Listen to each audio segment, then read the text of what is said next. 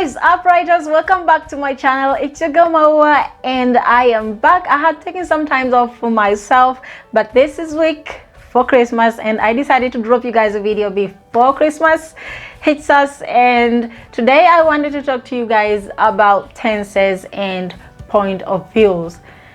What tenses or point of view is best for you as a writer?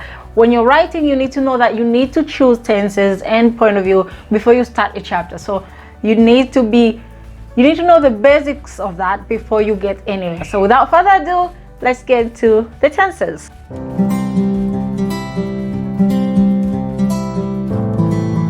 Okay, here we are. So let's start with the tenses. We all know there are three types of tenses.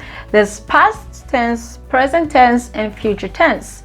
But when it comes to writing, future tense is mostly not used because, well, nobody wants to write about the future. I mean, unless, I don't know what is it you're trying to write, but writing things in future would just not sound natural. So most commonly used tenses are past tense and present tense. Now, personally, I like to use past tense because that just comes naturally to me. And, you know, it has that aspect, like you're telling a story, like something happened and you're just telling the story. But present tense to me is just like, I don't like writing things as I live them. I mean, I'm doing this, I'm sitting down, I'm watching this. I don't like writing stories as I live, as the narrator lives, as the characters live the story. I like to tell the stories as something that happens. It's a telling tale, so I'm telling a tale that has happened. So that's why past tense for me comes naturally. But for you, you might want to think about what comes naturally for you.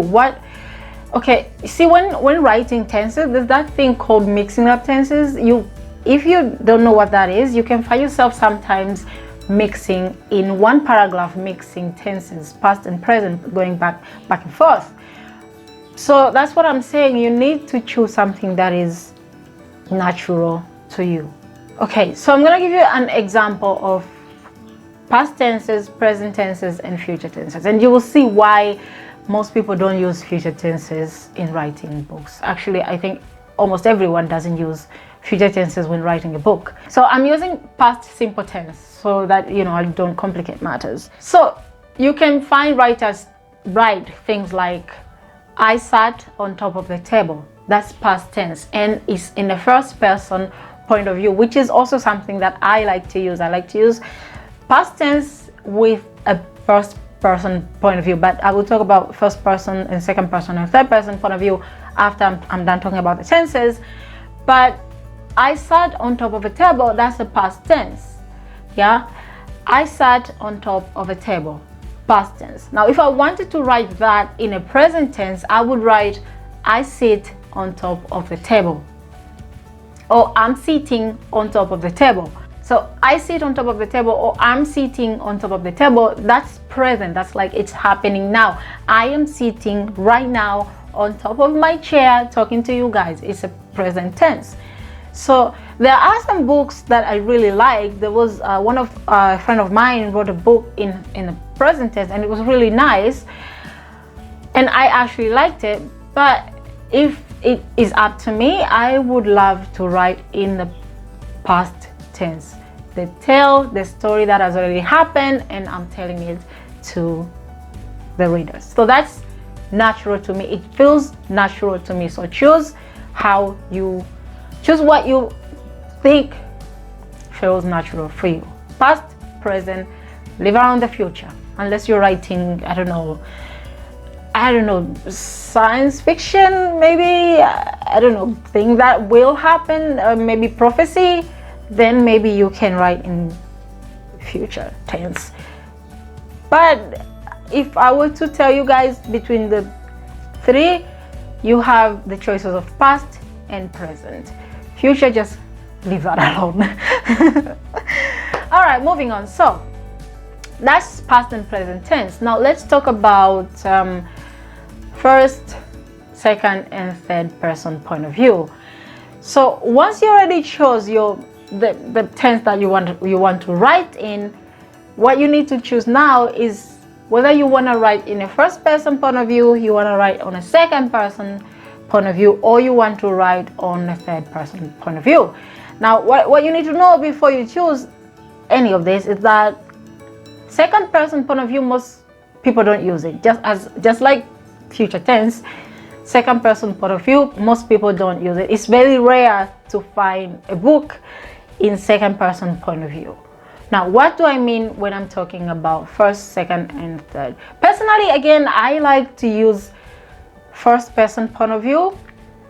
It feels to me, as I said before, natural, that my character is doing things, is telling the story. It's herself, not someone else telling the story. And I will tell you what, personally, I don't even like reading a third person point of view. I mean, I'm sorry to people who write on a third person point of view, but me personally, I feel like it's not genuine. I don't know if that makes sense.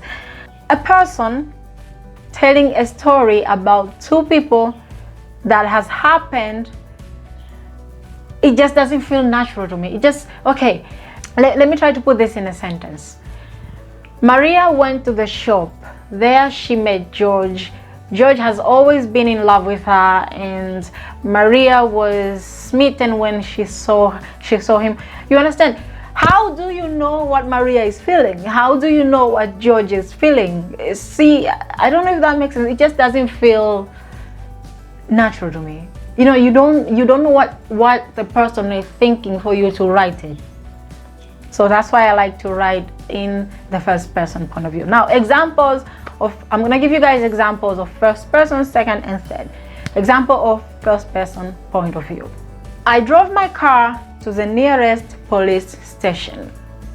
First person point of view. I drove my own car to the nearest police station. So that's first person. Second person point of view. You drove your car to the nearest police station. That's second person point of view. Third person point of view, she drove her car to the nearest police station. Now, all these, according to these examples, everything sounds really good.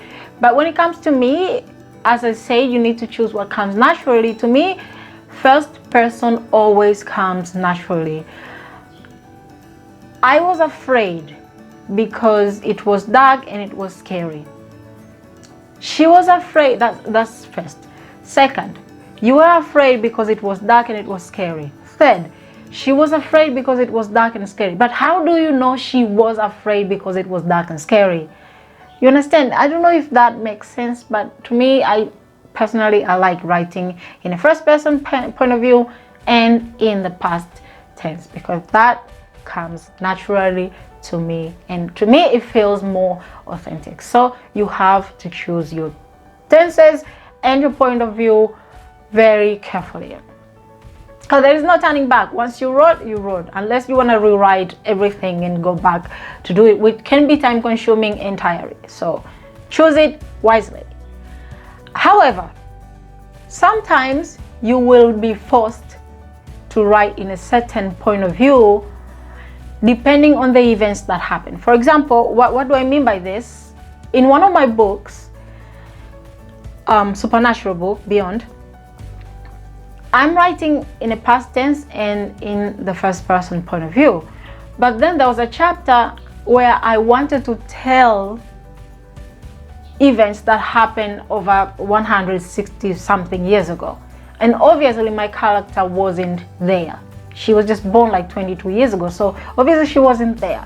And I couldn't tell this story in her point of view, in the first person point of view, because she wasn't there. That would have been that would have been like out of it, like unrealistic. So I had to write that one chapter in the third person point of view, because events that happened, my character wasn't there. There was no way she would have known that.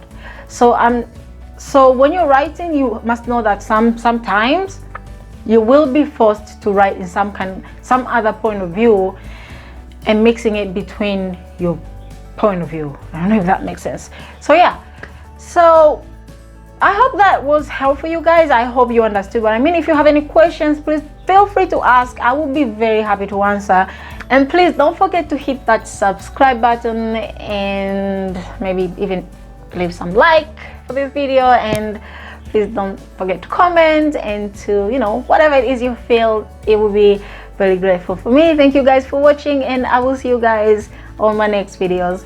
Merry Christmas and happy oncoming New Year. Let's hope 2021 will be good, better than this year. See you guys on my next videos. Bye.